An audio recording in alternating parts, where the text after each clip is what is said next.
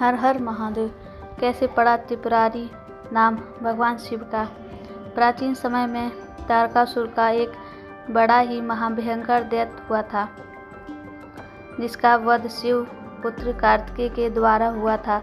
उन तारकासुर के 3 पुत्र थे, जिसका नाम तारकाक्ष, विद्युन्मानी, कमलाक्ष था। वह तीनों अपने पिता की तरह शिव द्रोही नहीं थे, वह तीनों परम शिव भक्त थे। यद्यपि देवताओं ने कुम्हार कार्तिकेय का सहारा लेकर उनके पिता का वध करवा दिया था, इसलिए वह देवताओं से घृणा करते थे। अपने पिता की मृत्यु का बदला लेने के लिए वह तीनों मेरु पर्वत पर चले गए और मेरु पर्वत की एक कंडका में समस्त लोगों का त्याग करके ब्रह्मा जी की कठिन तपस्या करने लगे। उन तीनों की हजारों वर्षों की तपस्या के बाद ब्रह्मा जी उन पर प्रसन्न हुए और वहां पर प्रकट हुए।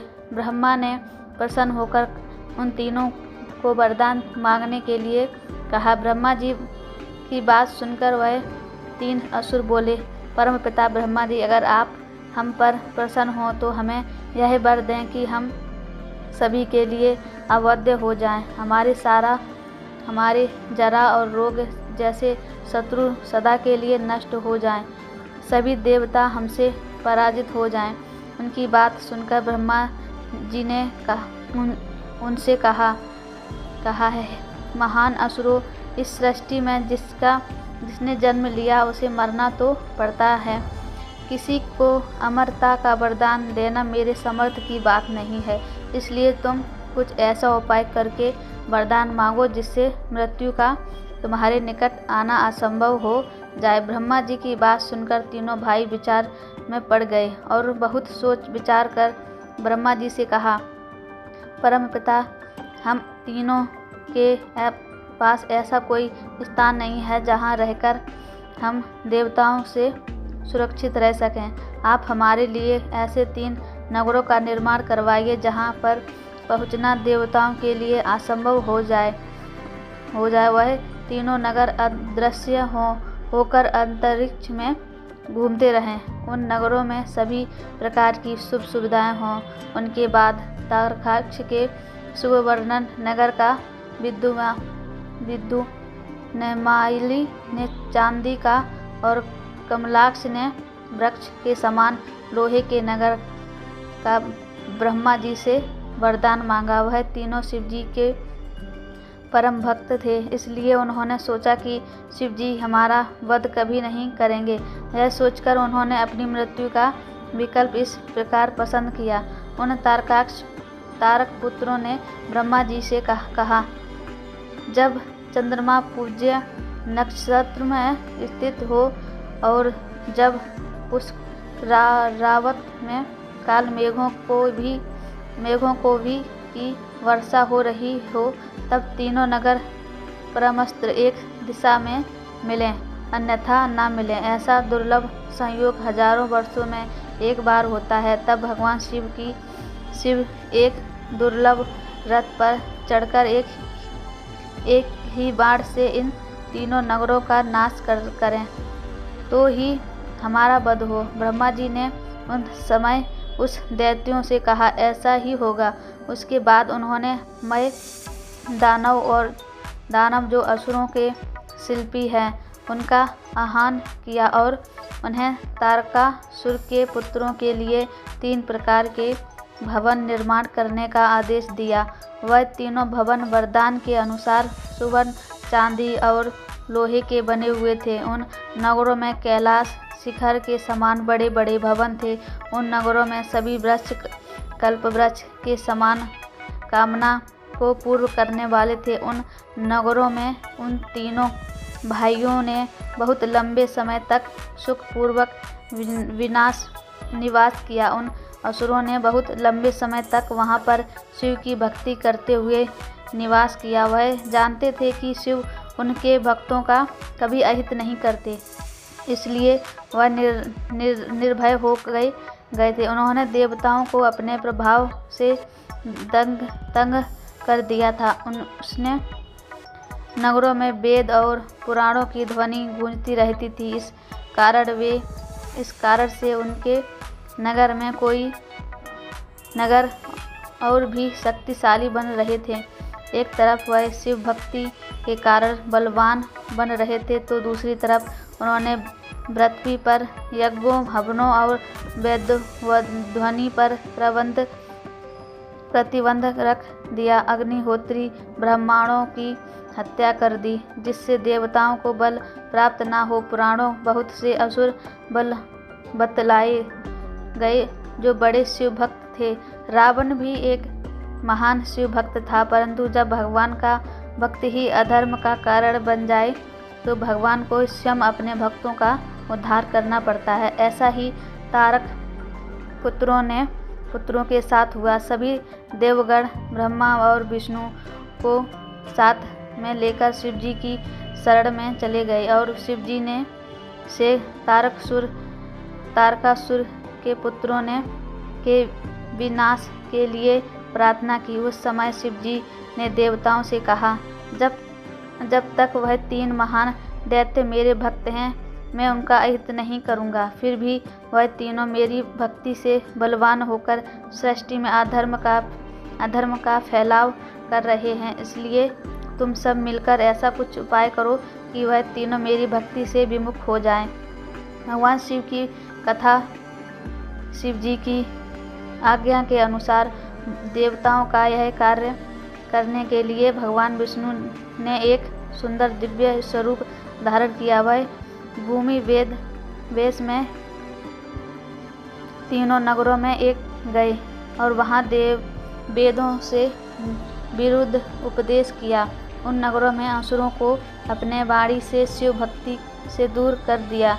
उस वेद विरुद्ध उपदेश से प्रभावित होकर उन नगरों की स्त्रियों ने पवित्र धर्म छोड़ दिया। जब वह तीनों नगर शिव भक्ति से विमुख हो गए, तब पुनः देवतागण शिवजी के पास गए और उन्हें उन 3 असुरों का उनके नगर के साथ नष्ट करने के लिए प्रार्थना की।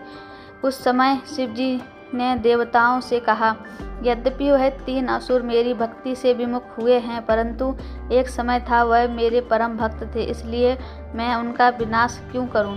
उनका विनाश भगवान विष्णु को करना चाहिए, जिन्होंने उन्हें मेरी भक्ति से विमुख किया है। उस समय सभी देवता उदास हो गए। यह देखकर ब्रह्मा जी ने शिव जी से कहा, हे प्रभु, आप हम सब के राजा हैं। भगवान विष्णु, आप ये युवराज हैं और मैं आपका पुरोहित हूँ।